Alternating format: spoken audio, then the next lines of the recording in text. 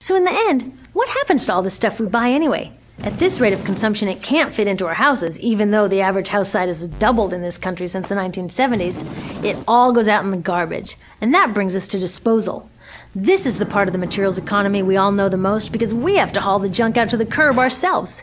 Each of us in the United States makes 4.5 pounds of garbage a day. That's twice what we each made 30 years ago. All of this garbage either gets dumped in a landfill, which is just a big hole in the ground, or if you're really unlucky, first it's burned in an incinerator and then dumped in the landfill. Either way, they both pollute the air, land, water, and don't forget, change the climate. Incineration is really bad. Remember those toxics back in the production stage? Well, burning the garbage releases the toxics up into the air. Even worse, it makes new super toxics, like dioxin. Dioxin is the most toxic man-made substance known to science, and incinerators are the #1 source of dioxin. That means that we could stop the #1 source of the most toxic man-made substance known just by stopping burning the trash. We could stop it today. Now, some companies don't want to deal with building landfills and incinerators here, so they just export the disposal too. What about recycling? Does recycling help? Yes, recycling helps. Recycling reduces the garbage at this end, and it reduces the pressure to mine and harvest new stuff at this end. Yes, yes, yes, we should all recycle, but recycling is not enough. Recycling will never be enough for a couple reasons. First, the waste coming out of our houses is just the tip of the iceberg.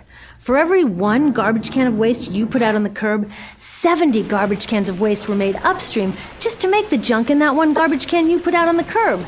So even if we could recycle 100% of the waste coming out of our households, it doesn't get to the core of the problems.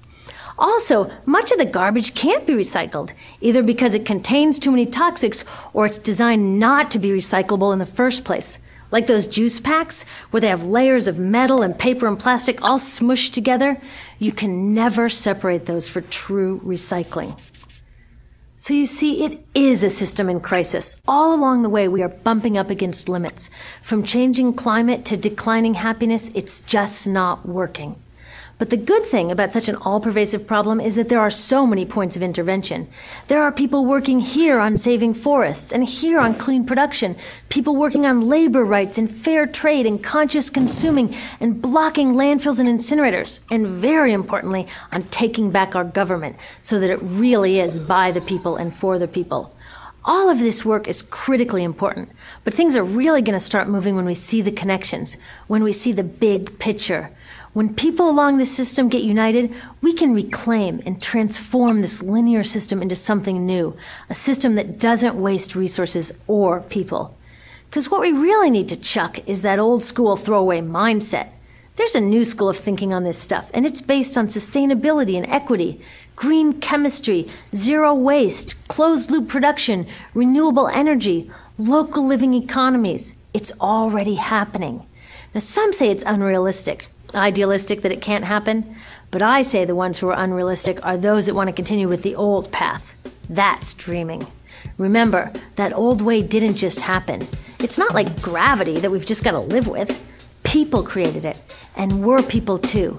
So let's create something new.